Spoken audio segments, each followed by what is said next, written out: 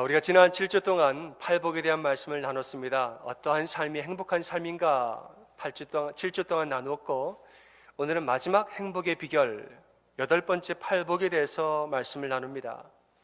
의를 위하여 핍박을 받는 자는 복이 있나니 천국이 그들의 것임이라, 이렇게 말씀하셨습니다. 의를 위하여 핍박을 받는 자는 행복하다.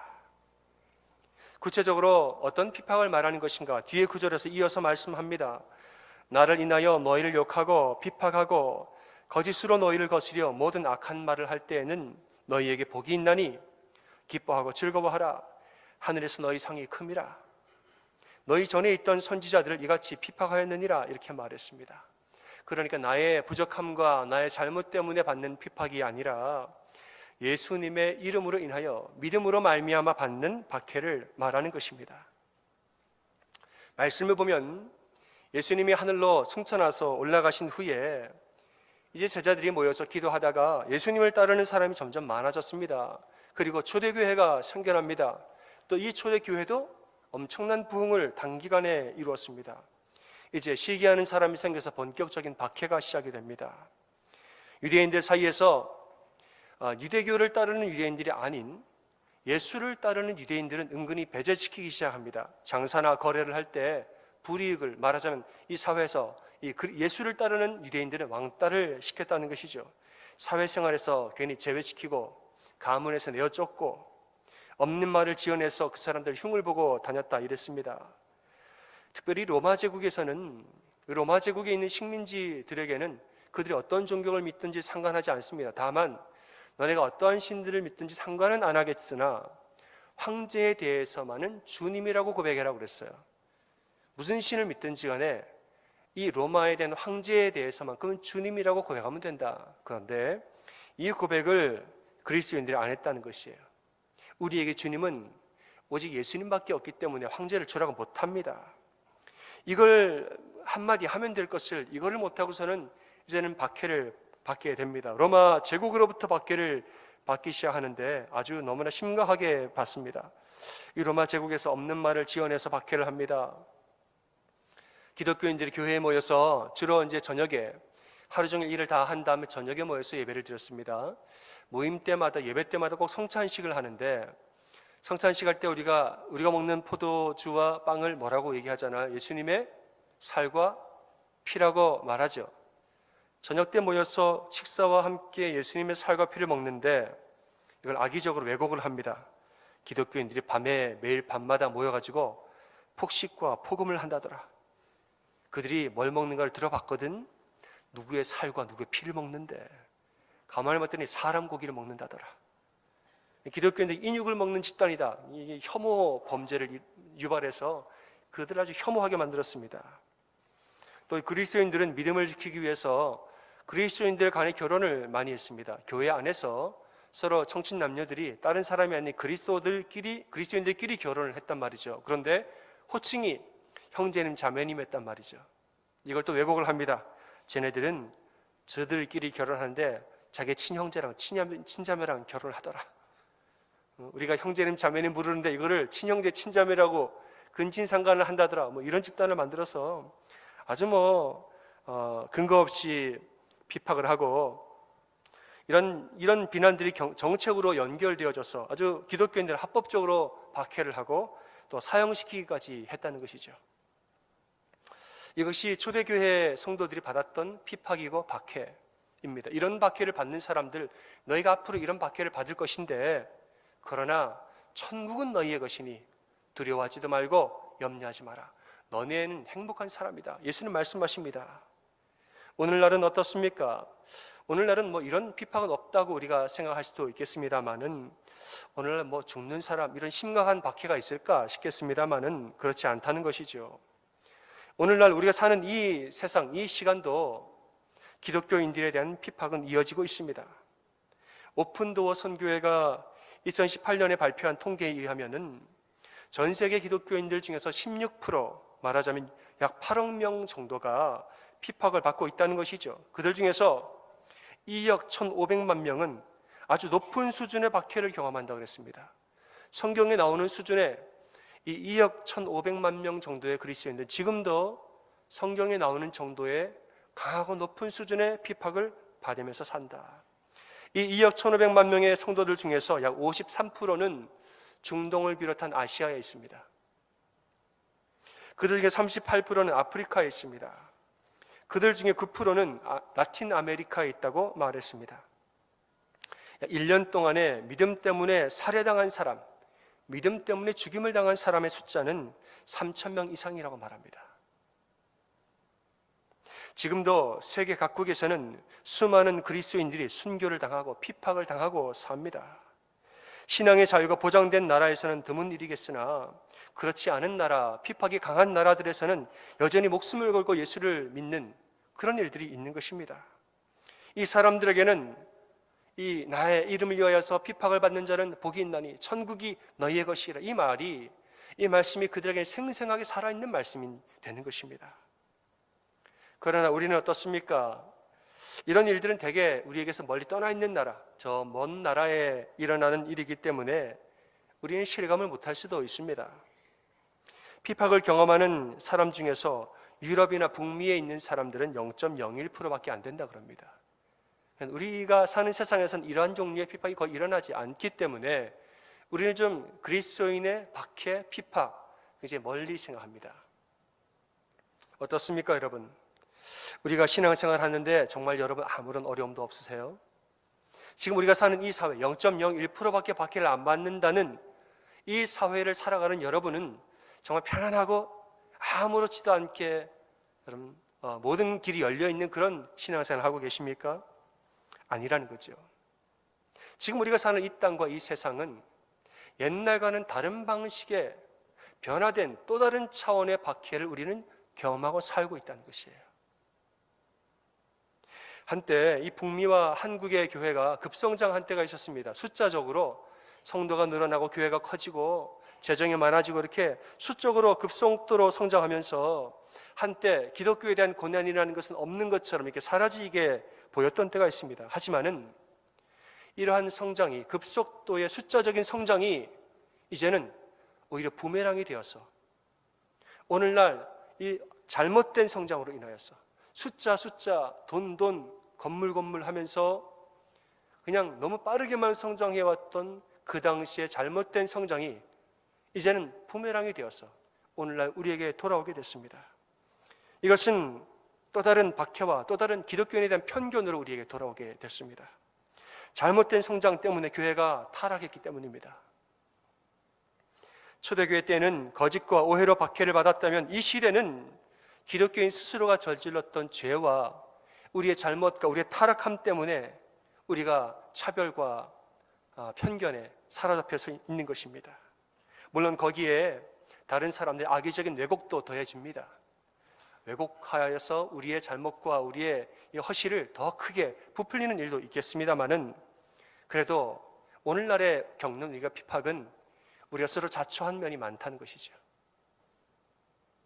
그래서 오늘날은 교회에 다닌다는 것 하나 때문에 사회적인 편견을 경험해야 되는 시대가 되었습니다. 사람들은 말합니다. 사람들이 다 예수님 믿어요. 마음에 아주 그 신실한 마음이 있다는 것이죠. 그런데 어디 가서 직장이나 어디 사회생활할 때 교회 다닌다는 말을 안 한다는 거예요.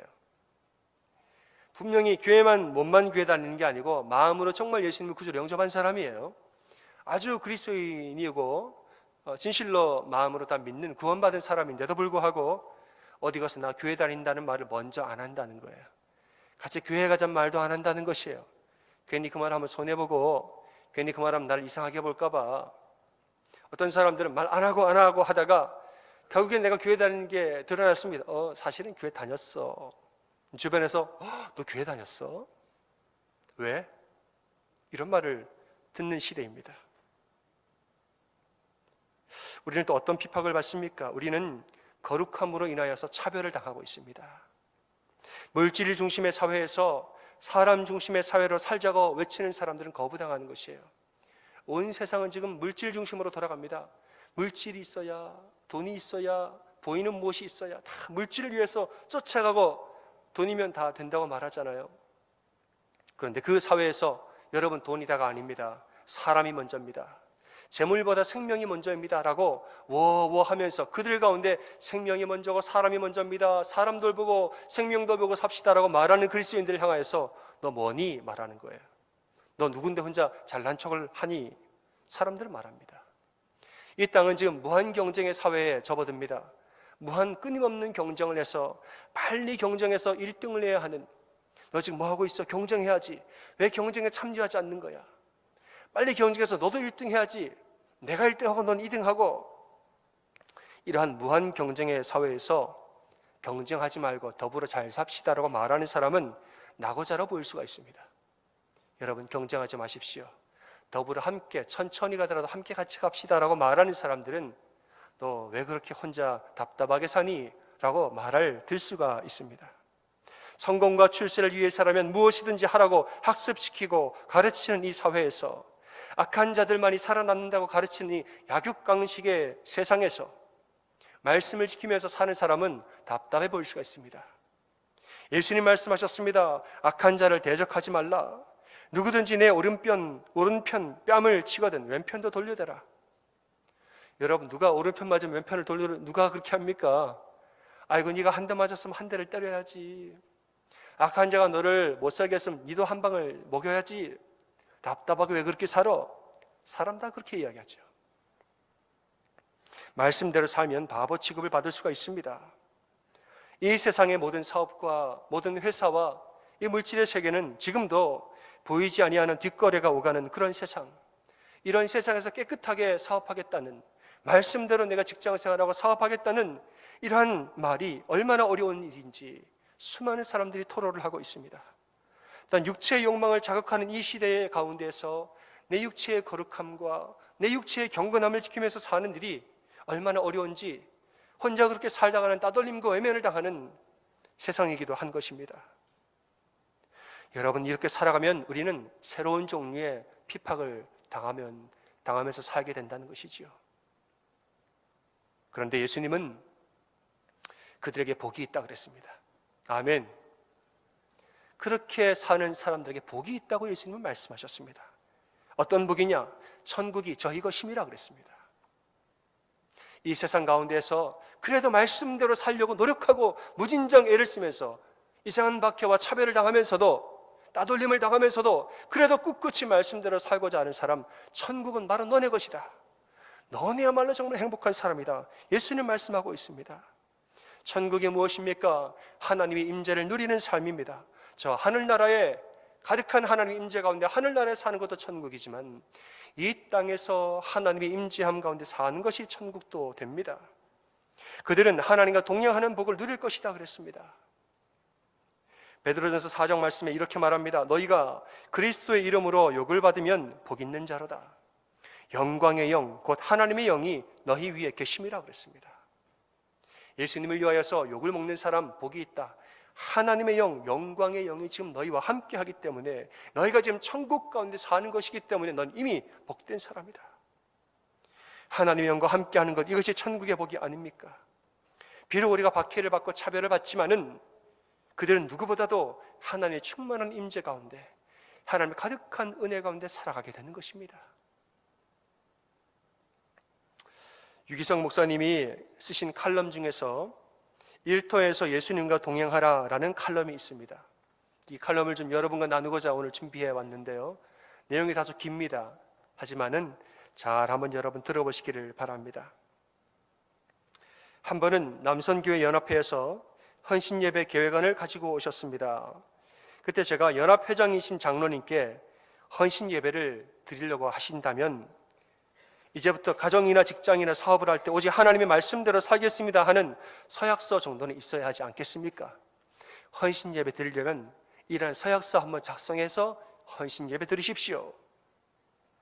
남성교회 연합회장님이 돌아가셔서 회원들과 의논하고 오셔서 하시는 말씀이, 목사님 죄송한데 아무래도 헌신예배 못 드릴 것 같습니다. 이 얘기를 가서 남성교회 회원들에게 얘기했더니 서약서에 사인하는 사람이 아무도 없더라는 거예요. 어떻게 말씀대로 사냐요? 사업을 어떻게 말씀대로 하고, 직장에서 어떻게 감히 말씀대로 하냐요? 가정에서 어떻게 내가 말씀대로 해요? 선뜻 사인을 못 하더라는 것이죠.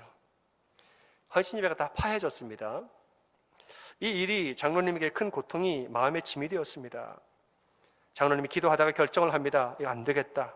나 혼자라도 하나님 말씀대로 사업을 해야겠다. 결심을 합니다. 장로님이 당시에 주유소를 경영하고 계셨는데 가장 먼저 머리에 떠오른 문제가 정상적인 영수증을 처리하지 못하고 있었던 것이 마음에 떠올랐습니다. 내가 어떻게 하면 하나님 말씀대로 사업을 할까 고민하는데 제일 먼저 걸린 문제가 영수증을 잘못 처리하는 것입니다. 운전기사들이 기름을 넣은 다음에 액수를 부풀려서 영수증을 써달라고 부탁합니다. 혹은 백지 영수증을 달라고 내가 마음대로 금액을 쓸 수 있도록 이런 요구를 하는데 다 단골들이기 때문에 단골 관리하려고 다 해줬다는 것이지요. 이제 마음의 결심을 하면서 이것부터 내가 하지 말아야겠다 이렇게 결단하고 이걸 끊었습니다. 결과적으로 단골이 다 떨어져 나가서 주유소가 망할 지경이 됐다는 것이에요. 그런데 이상하게 무작위로 지나가다가 들려서 주유하고 가는 차가 많아졌다는 것이에요. 이상하게 왔다 갔다 하면서 단골은 아닌데 지나가면서 기름을 넣고 가는 차들이 많아졌다는 것이에요. 하나님의 역사라고밖에는 설명할 길이 없는 것입니다. 이렇게 1년을 견뎠는데 갑자기 1년 후부터 새로운 단골이 늘어나기 시작했습니다. 주변의 회사들에게 정직한 주유소라고 소문이 나서 그 사장님들이 이 장로님의 주유소를 회사 차량 지정 주유소로 정했다는 것이에요. 우리 운전기사들 거짓말하지 않도록 다 이 주유소에 가서 기름을 넣으라는 것이에요. 이야기는 계속 이어집니다. 이 일을 계기로 인하여서 교회 안에 믿음으로 사는 남자들의 모임이 생겼다는 것이에요. 줄여서 밑사남, 믿음으로 사는 남자들의 모임, 줄임말로 밑사남이에요. 남자들이, 아버지들이 세상의 각 영역에서 믿음으로 살기로 결단하고 매주 한번 새벽 기도할 때 모여서 간증하고 기도하는 시간을 가지게 됐습니다. 그 모임에서 아버지들이 나눈 결단을 다 적었는데 읽어보면 눈시울이 뜨거워졌다는 것이에요. 제가 세상주를 온전히 끊겠습니다. 제가 직장에서 불의한 방법으로 계약하지 않겠습니다. 제가 술자리를 피하겠습니다. 제가 자녀들 위하여 매일 축복 기도하겠습니다. 제가 이제부터 정상적인 상품만 취급하겠습니다. 제가 손해보더라도 거짓말을 하지 않겠습니다. 제가 이제부터 11조를 드리겠습니다. 이러한 결단을 적었는데 다음 주일 어떻게 된 줄 아세요? 다음 주일 모여서 한 주간 어떻게 지켰는지를 나눠보겠습니다 그랬는데 아무도 못 나누더래요. 실천할 사람 몇 명이 되지 않기 때문에 나눌 사람도 없고 그 모임 지지부진해서 사람들이 안 오기 시작했습니다.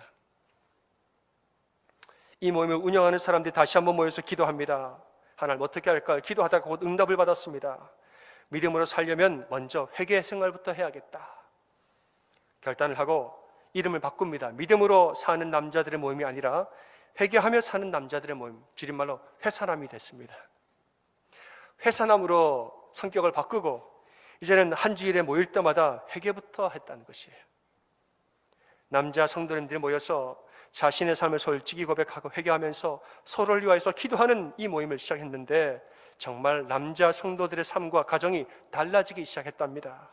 이렇게 회개 모임이 믿음의 모임으로 이제는 성장하였고 변화와 기적에 대한 간증이 생겨났다는 것입니다. 아멘. 오늘 우리와 함께 하시는 아버지들, 사업을 하시는 사장님들, 이러한 밑사남이요 회사남으로 사시기를 축원합니다. 이러니 안 되는 거예요. 아멘이 작으니 안 됩니다. 여러분, 밑사남이요 회사남으로 사는 우리 아버지들, 남성분들, 사장님 다 되시기를 다시 한번 주님의 이름으로 축원합니다. 아멘. 저는 여러분에게 사인하라고 말하지 않습니다. 여러분, 욕심과 이기심이 판을 치는 세상 속에서 믿음대로 사는 것이 쉽지가 않습니다. 하지만 그렇게 살기 위해서 기도하고 노력하는 사람들은 천국의 은혜를 누릴 줄 믿습니다. 성경은 말씀합니다. 그리스도 예수 안에서 경건하게 살고자 하는 자는 핍박을 받으리라. 악한 사람들과 속이는 자들은 더욱 악하여져서 속이기도 하고 서로 속기도 하나니 그러나 너는 배우고 확실한 일에 거하라 이랬습니다. 바울이 디모데에게 쓴 편지대 배우고 확실한 일은 무엇이냐? 말씀이라는 것이에요. 예수님 안에서 경건하게 살려고 노력하는 사람은 핍박을 더 받습니다. 너 혼자 경건하게 살 거냐? 너 혼자 착한 척 할 거냐? 내가 너를 가만 안 놔둔다. 어디 한번 두고 보자. 사람들 더 괴롭히고 더 속이고 더 악하게 어떻게든 그 사람 죄를 지을 수밖에 없게끔 그 사람을 몰아가고 만듭니다. 그러나 여러분, 우리가 그래서 더 핍박을 받고 더 궁지에 몰릴 수는 있으나, 그러나 너는 배우고 확신한 일에 거하라. 어떻게든 말씀 위에 바로 살고 말씀 위에 바로 서라 말씀하는 것입니다. 어떤 면에서 그리스도인들은 오히려 세상에서 박해를 좀 받으면서 살아야 됩니다. 인간의 욕심과 사단의 역사가 판을 치는 이 세상을 살면서 우리가 너무 편안하면 안 되는 것이에요. 이 세상은 너무나도 악하고 이 세상은 저마다 욕심과 이기심으로 뭉쳐져서 서로가 그냥 자기를 위하여서 살아가는 이 세상에 내가 살아가는데, 이 세상에 우리가 너무 순응해버렸어요. 나는 이 세상이 편해. 그들이 사는 방법이 나 다 동의가 되고 나도 그렇게 사니까 좋아. 그들이 사는 방법을 우리가 순응해서 우리가 똑같이 살아가면 그들은 팔복에서 말하는 행복한 자가 아닌 것입니다. 이건 뭔가 잘못된 신앙생활이라는 것이에요. 진실한 그리스도인이라면 이 세상을 살아갈 때 뭔가 좀 거치는 것이 있어야 돼요. 그들이 하는 모습들을 볼 때 안타까움이 있어야 되고, 저렇게 하면 안 되는데, 그들이 그렇게 살아가고 성공하고 돈을 벌고 이 땅에 올라가는 모습을 바라보면서 저건 말씀대로 사는 게 아닌데 나는 어떻게 살아가야 할까 고민도 하시고 내 마음에 거치는 것이 있어야 합니다. 그래서 나라도 말씀대로 살아야겠다, 나라도 겸손하여져야 하고 나라도 그들을 베풀고 배려하면서 살아야겠다, 이렇게 살다가 좀 박해도 받으셔야 됩니다. 이 박해를 피하지 말고 맞서 이기라는 것이지요. 장차 하늘나라 갔을 때 그리스도인의 심장이 너무 깨끗하고 말짱하면 안 됩니다. 우리가 하늘나라 올라가서 하나님 앞에 상급을 보일 때 우리의 심장을 내어놓습니다. 하나님, 제 마음 아시죠?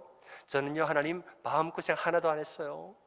저는 제 마음을, 이 심장을 지키려고 나는 나쁜 일도 안 했고 나쁜 짓 하는 사람과 어울리지도 않았고 난 아무것도 안 해서 상처도 안 받고 상처 주지도 않고요. 나는 그렇게 나홀로 깨끗하고 정결하게 살았어요. 제 심장 보세요. 아기 심장처럼 흠도 없고 티도 없지요. 이쁘지요? 하나님 받아주세요. 내 아기와 같은 아름다운 심장 받아주세요. 그러면 하나님 뭐라고 그러실까요? 미안하지만은 여기는 아기들 오는 데가 아니니까 어른 되면 다시 오라고, 우리를 돌려보내지는 않을까 걱정이 됩니다. 천국은 누구의 것입니까? 험난한 세상에서 믿음을 위해서 싸우다가 상처 입고 상처가 났는데 그걸 또 은혜로 극복하고 은혜로 살다가 또 상처받았는데 또 상처를 극복하다가 굳은 살이 배기고 여기저기 찢겨지고 뚫어지고 상처나고 헌데가 있고 이 세상의 모든 사단과 싸우면서 이기심과 욕심과 싸우다가 상처받고 찢겨지고 헤어지고, 그런데 은혜로 극복이 되어서 상처투성이에, 딱지투성이에, 굳은 살 투성이에 배겨있는 그 심장, 하나님 앞에 그 심장을 드리는 자, 그 사람의 천국의 주인이 아니겠습니까? 천국은 그들의 것이다 말씀하였습니다. 천국은 믿음의 용사, 승리를 누리는 믿음의 용사의 것인 것입니다. 그들은 복이 있나니 천국은 저희의 것이라 말씀하셨습니다. 사랑하는 여러분, 세상은 말합니다. 나를 위하여 핍박을 피하는 자가 복되다 그래요. 세상은 나를 위하여 핍박을 피하는 자는 복되니 라고 말해요. 그러나 예수님은 나를 위하여 핍박을 받는 자가 복되다 그랬습니다. 그것이 복된 인생이에요. 이 말씀을 따라서 이 한 주도 사실 때 여러분 어디에서 무엇을 하든 간에 누구를 만나서 어떤 일을 하시든 간에 정말 기도하십시오. 하나님, 제가 이 한 주도 말씀 위에 서서 말씀대로 사는 그리스도인이 되게 도와주십시오. 기도하는 여러분 다 되시기를 주님의 이름으로 축원합니다.